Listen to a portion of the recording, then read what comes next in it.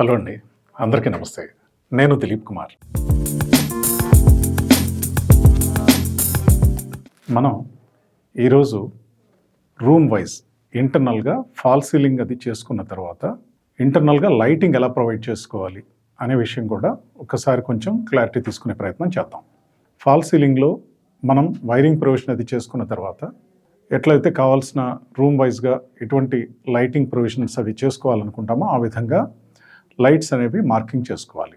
ఆ యొక్క రూమ్ సైజుని బట్టి మనము ఆ ఫాల్ సీలింగ్లో 4 కార్నర్స్లో లైట్ వచ్చేటట్టుగా ప్లాన్ చేసుకోవాలి. అలాగే మిడిల్లో కూడా హాల్ సైజ్ కానీ రూమ్ సైజుని బట్టి కానీ ఇంకా ఇతరత్ర లైట్స్ ఏమైనా అవసరం పడతాయి అనేది ఒకసారి చెక్ చేసుకుని ప్రొవైడ్ చేసుకోవాల్సిన అవసరం ఉంటుంది. అయితే ఈ లైట్స్ ప్రొవైడ్ చేసుకునేటప్పుడు సాధారణంగా మనం ఒక బెడ్రూమ్ కనుక తీసుకున్నట్లయితే బెడ్రూమ్లో మనకి ఎలక్ట్రికల్ ప్రొవిజన్ ఏ విధంగా ఉండాలి అనే ఒక ఆలోచన కనుక మనం చూసుకున్నట్లయితే ఫాల్ సీలింగ్ ప్రొవైడ్ చేసుకుంటాము. ఫాల్ సీలింగ్ ప్రొవైడ్ చేసుకున్న తర్వాత బెడ్రూమ్లో ఉండేటువంటి ప్రొవిజన్స్ ఒకటి మనకు కబోర్డ్స్ ఉంటాయి, వార్డ్రోబ్. ఈ వార్డ్రోబ్ దగ్గర కూడా మనం ఎనఫ్ లైటింగ్ అనేది ప్రొవైడ్ చేసుకోవాల్సి వస్తుంది.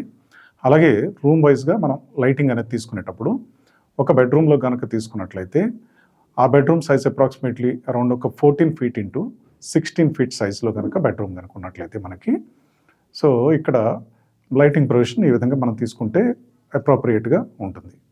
అది ఆ ఫాల్ సీలింగ్ అనేది మనం డిజైన్ తీసుకుంటాము. ఆ డిజైన్ తీసుకున్నప్పుడు ఎక్కడైతే కప్బోర్డ్ వస్తుందో ఆ కప్బోర్డ్ వచ్చిన చోట అడిషనల్గా ఒక 2 feet డెప్త్ అనేది మనము ప్రొవిజన్ వదిలిపెట్టవలసి ఉంటుంది. దాని తర్వాతనే ఆ ఫాల్ సీలింగ్ యొక్క డిజైన్ అనేది రిఫ్లెక్ట్ అయ్యేటట్టుగా ప్లాన్ చేసుకున్నట్లయితే ఐదర్ వెస్ట్ సైడ్ లేదా సౌత్ సైడ్ మనము ఈ యొక్క కప్బోర్డ్ అనేది మనం ప్రొవైడ్ చేసుకునే ప్రయత్నం చేస్తాం. కనుక ఈ రూమ్ డైమెన్షన్ అనేది ప్లాన్ చేసుకునేటప్పుడు అక్కడ వరకు ప్లెయిన్ సీలింగ్ ఏరియా అనేది ప్రొవైడ్ చేసుకోవాల్సిన అవసరం ఉంటుంది. ఆ కబోర్డ్ ఏరియాని మనం వదిలిపెట్టిన తర్వాత రెస్ట్ ఆఫ్ ది ఏరియాని ఆ డైమెన్షన్కి అనుగుణంగా ఆ ప్లాన్ ప్రకారం మనం ఏదైతే సీలింగ్ డిజైన్ అనుకుంటామో ఆ సీలింగ్ డిజైన్ ప్రకారంగా ఆ యొక్క డిజైన్ ఫైనల్ చేసుకుని తర్వాత దానిలో మనం ప్లెయిన్ సీలింగ్ తీసుకున్నట్లయితే నో ప్రాబ్లం. లేదంటే కనుక ఒకవేళ మనము కన్సీల్డ్ లైటింగ్ అనేది కో లైటింగ్ మెథడ్లో కనుక మనం పెట్టుకున్నట్లయితే ఆ యొక్క రూమ్ ఆల్ అరౌండ్ ఒక 1.5 feet లేదా 2 feet రూమ్ డైమెన్షన్కి అనుగుణంగా ఈక్వల్గా డివైడ్ చేసుకుని ఆ ప్రదేశం తర్వాత మళ్ళీ ఒక స్టెప్ తీసుకుంటాం. మనం ఆ స్టెప్ లోపల కన్సీల్డ్ లైటింగ్ వచ్చే విధంగా తీసుకుని మళ్ళీ ఇంటర్నల్గా ఏదైతే మిడిల్ పార్ట్ ఉంటుందో ఆ మిడిల్ పార్ట్ని మనం స్టెప్ ఇన్ చేసుకోవచ్చు లేదా స్టెప్ డౌన్ చేసుకోవచ్చు.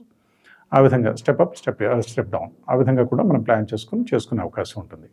అలా చేసుకునేటప్పుడు అందులో కార్నర్స్లో మనం 4 కార్నర్స్లో 4 లైట్స్ అనేవి తీసుకుంటాము.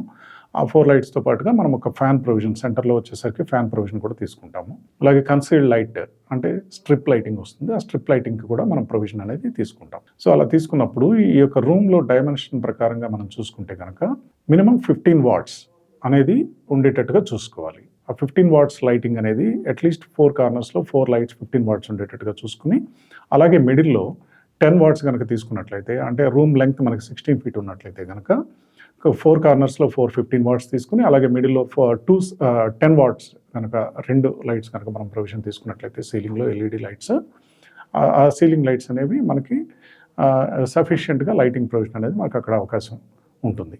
ఆ సఫిషియెంట్ ఇల్యూమినేషన్ ఉండటం వల్ల మనకి కన్వీనియంట్గా ఉంటుంది. అలాగే నైట్ మోడ్లోకి వచ్చినప్పుడు మనం ఏదైతే బెడ్ ల్యాంప్ అనేది మనం ప్రొవైడ్ చేసుకోవాల్సి ఉంటుంది. అది ఇప్పుడు మనం నవేడేస్ మనం ఎలా ప్రొవైడ్ చేసుకుంటాం అంటే ఫుట్ లెవెల్లో అంటే అరౌండ్ ఒక 1.5 feet హైట్లో గ్రౌండ్ లెవెల్ నుంచి అంటే ఫ్లోరింగ్ లెవెల్ నుంచి మనం ఒక బాక్స్ తీసుకుని అక్కడ మనం ఒక ఫుట్ ల్యాంప్ అనేది ప్రొవైడ్ చేసుకుంటాము. అది రూమ్ని కంప్లీట్గా డార్క్గా ఉంచుకోకుండా ఒక 1 watt లైట్ కానీ 2 watts లైట్ కానీ మనం అక్కడ ప్రొవైడ్ చేసుకున్నట్లయితే LED లైట్ అది మన ఇష్టం. మనం వామ్ వైట్ అనేది తీసుకోవచ్చు లేదంటే డే లైట్ కూడా అవైలబుల్గా ఉంటుంది.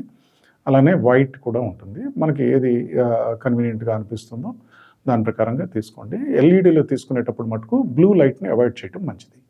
ఎందుకంటే ఆ బ్లూ లైట్ రిఫ్లెక్షన్స్ అనేవి మనకి కొంచెం ఐకి స్ట్రెయిన్ అనిపిస్తుంది కనుక బ్లూ లైట్ని అవాయిడ్ చేసుకుని ఒక వామ్ వైట్ కానీ లేదా డే లైట్ ఉండేటువంటిది కానీ లేదంటే మనకి ఒకవేళ కన్వీనియంట్ అనుకుంటే కనుక వామ్ వైట్ కూడా మనం తీసుకోవచ్చు. అలా తీసుకోవటం వల్ల ఆ రూమ్ యొక్క ఇల్యూమినేషన్ అది బాగుంటుంది. మనం మిడిల్లో నైట్లో ఎప్పుడైనా ఏదైనా అవసరాల కోసం మనం లేచినప్పుడు కూడా మనం వేకప్ అయినప్పుడు కూడా ఎలాంటి ఇబ్బంది లేకోకుండా మనకి ఉపయోగించుకునే దానికి కన్వీనియంట్గా ఉంటుంది.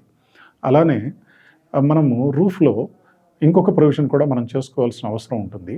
మీకు గనక బడ్జెట్ ప్రాబ్లం లేదు అనుకునేటట్లయితే కనుక ఎక్కడైతే మనము బాత్రూమ్స్ అంటే వాష్రూమ్స్ ఏరియాస్ ఉంటాయో ఆ టాయిలెట్ పోర్షన్స్ కానీ అలాంటి ప్రదేశాల్లో మనం వెళ్ళేటప్పుడు అక్కడ సెన్సార్ త్రూ లైటింగ్ అనేది ప్రొవైడ్ చేసుకోగలిగితే కనుక బాగుంటుంది. ఎందుకంటే ఈ సెన్సార్ లైటింగ్ అనేది మనము ఒక 1.5 మీటర్ డిస్టెన్స్లో ఉన్నప్పుడు సెన్సార్ ద్వారా ఆ లైట్ యాక్టివేట్ అయ్యి మనం ఆ ప్రదేశంలోకి నడిచి వెళ్ళేటప్పుడు ఆటోమేటిక్గా అక్కడ ఆ ప్రదేశంలో ఉండేటువంటి సీలింగ్లో ఉన్న లైట్ ఆన్ అవుతుంది. దానివల్ల మనము వెళ్ళి స్విచ్ వెతుక్కుని లైట్ ఆన్ చేసుకోవాల్సిన అవసరం లేకోకుండా మనకు అక్కడ కన్వీనియంట్గా అది ఉపయోగపడుతుంది. ఈ సూత్రం ఏదైతే ఈ సెన్సార్ అనేటువంటి ప్రొవిజన్ ఉంటుందో అది మనము out side of the bathroom as well inside of the bathroom కూడా ఇదే పద్ధతిని వినియోగించుకునే అవకాశం ఉంటుంది. అది కనుక మన బడ్జెట్ ఆధారంగా మనం ప్లాన్ చేసుకోవాల్సిన అవసరం ఉంటుంది. ఈ సెన్సార్ లైటింగ్ అనేది మనం కనుక ప్రొవైడ్ చేసుకున్నట్లయితే ఇది ముఖ్యంగా మనం పెట్టుకోవాల్సిన ప్లేసెస్ ఐడియల్ ప్లేసెస్ ఏంటంటే వాష్రూమ్, అలాగే washroom inside and washroom out side. ఆ ఏరియాలో మనం వాక్వే ఏరియా ఏదైతే ఉంటుందో ఆ ఏరియాలో ప్రొవైడ్ చేసుకోవడం వల్ల మనకు అది ఉపయోగకరంగా ఉంటుంది. అలానే ఏదైతే కబోర్డ్స్ ఉంటాయో ఆ కబోర్డ్స్ దగ్గర కూడా మనము అడిషనల్ ప్రొవిజన్ అనేది ప్లాన్ చేసుకోవాలి.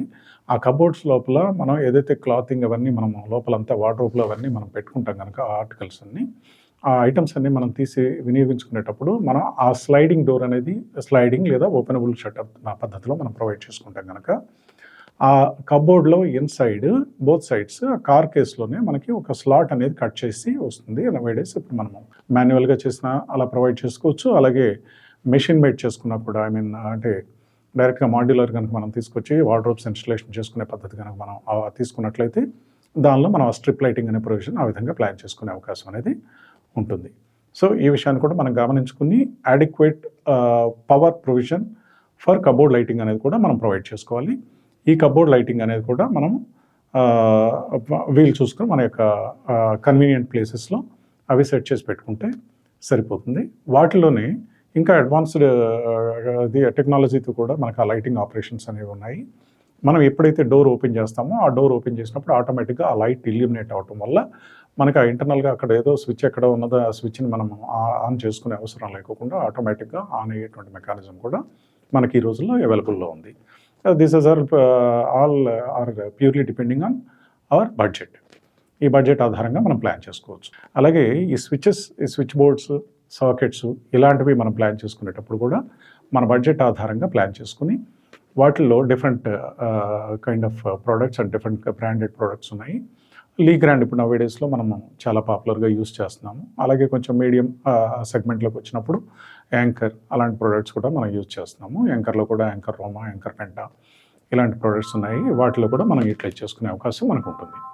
సో ఈ విషయాలు మనం దృష్టిలో పెట్టుకుని అలా లైటింగ్ కనుక ప్రొవైడ్ చేసుకున్నట్లయితే మనకి ఫ్యూచర్లో ఏదైతే మనం అడిషనల్ లైటింగ్ పెట్టాలనుకునేటప్పుడు మళ్ళీ ఆ బోర్డ్స్ అన్ని చేంజింగ్ చేసుకుని పైపింగ్ అది ప్రొవైడ్ చేసుకుని వైరింగ్ అది చేసుకోవాల్సిన అవసరం లేకోకుండా కన్వీనియంట్గా మనం వాటిని ఏర్పాటు చేసుకునే అవకాశం ఉంటుంది.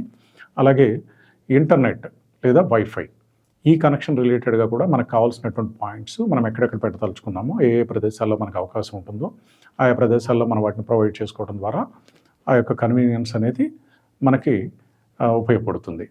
తర్వాత లేటర్ డేట్లో వాల్ చేసింగ్ లేదా చిప్పింగ్ చేసి మనకు అంతా అయిపోయిన తర్వాత ఈ విషయం ఇది మనకు కావాలి అనేటువంటి ఆలోచన లేకుండా ముందుగానే మనం రూమ్ వైజ్గా మనం యూటిలిటీ పాయింట్ ఆఫ్ వ్యూలో దృష్టిలో పెట్టుకుని మనకి ఎలాంటి సౌకర్యాలు అక్కడ అవసరం పడతాయో దానికి తగిన విధంగా సాకెట్స్, అలాగే ఇంటర్నెట్ పాయింట్స్ అంటే ఇంటర్నెట్ రిలేటెడ్గా పవర్ పాయింట్స్ ఇలాంటివన్నీ కూడా మనం అక్కడ ప్రొవైడ్ చేసుకోవటం వల్ల లేటర్ డేట్లో మనం రీవర్క్ అనేది అవాయిడ్ చేసే అవకాశం ఉంటుంది. ఈ విషయాన్ని దృష్టిలో పెట్టుకుని మనం ఆ వర్క్ నిర్వహించుకోవడం అనేది మనకు కన్వీనియంట్గా అన్ని విధాలుగా ఉపయోగకరంగా ఉంటుంది. సో మరిన్ని విషయాలు మరో వీడియోలో మనం తెలుసుకునే ప్రయత్నం చేద్దాం. ఈ వీడియో కనుక మీకు నచ్చినట్లయితే please like, share and subscribe. Quote of the day: dreams don't work unless you do. Thanks for watching.